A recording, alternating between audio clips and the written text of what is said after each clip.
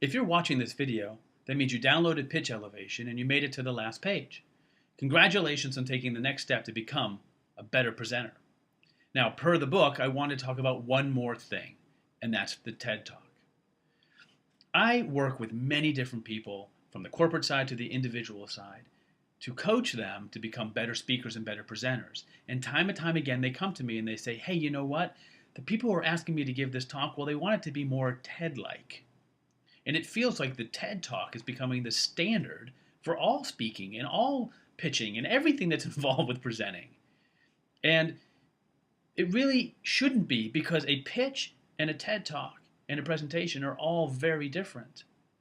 Now, if you don't know what TED is, let me explain. TED is a conference. It happens annually in Long Beach, California. And TED stands for Technology, Entertainment, and Design. And on that day, or that week, I should say, the greatest, the smartest, the best and the brightest get on stage and they tell stories, they show their findings. It's amazing. And there's videos, and they're all over a website called TED.com, and you can watch them. And then there's TEDx events, and those are the smaller local events that are licensed by the big TED organization, and they're happening all over the world literally every day. So, again, there's a big difference, I think, between a TED Talk and a pitch and a presentation. And it really comes down to one simple thing, and that is the audience. Because the audience at a TED Talk and the audience at a pitch are different. Now, what's happened is that more and more people are being exposed to different TED Talks, and people are emailing them and say, you got to watch this, you got to watch this, and it's kind of proliferating out everywhere.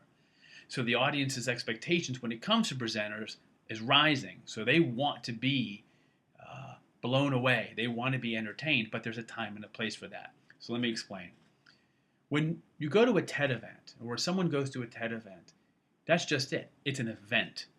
It's usually in the evening. They've been invited. They possibly bought a ticket. They dress up for it, and they walk in with wide eyes and open ears, and they want to hear stories that will make them laugh and make them cry, that will change who they are. They walk out of a TED event feeling charged, as if they want to take on the world, change their lives, go down a different path. It's a very, very personal experience. And it doesn't have to be in person. You can go to TED.com and watch videos and really get the same feeling. I suggest you go to TED and you watch Benjamin Zander give his talk on music and passion, and you'll see what I'm talking about. It's an amazing piece, and it's an amazing performance. So again, TED Talks are really a personal event.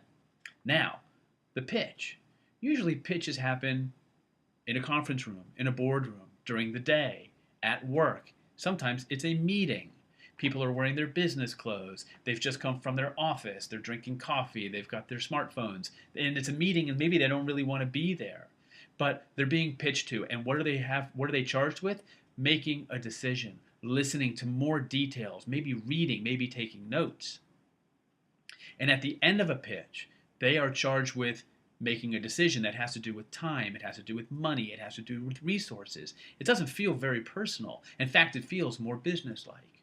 But regardless, whether it's a pitch, a presentation, or a TED Talk, the difference is the audience. And you really need to get to know your audience before you go into any of those venues, because the more you know them, the better you can adapt your talk or your pitch to meet their needs, to strike their interests. So here's what I want you to do. If you're slated to speak in a month or so, or even a week, or even tomorrow, I want you to figure out and learn who your audience is. And there's a bunch of ways to do this. First, if it's a pitch, then go to your contact and say, I need the names and the titles of everybody who's going to be in the room. And then you go to LinkedIn, you look them all up, you learn about them, and you get a sense of who's going to be sitting around the table looking at you. If it's more of an event, like at a conference, or you are giving a TED Talk, get the registration list. Again, use LinkedIn, find these people, learn who's there, talk to the event coordinator and say, give me a breakdown of the audience. You really, really need to understand who's going to be sitting there, because at the end of the day, they're there to be entertained. They're there to be engaged. You are there for them.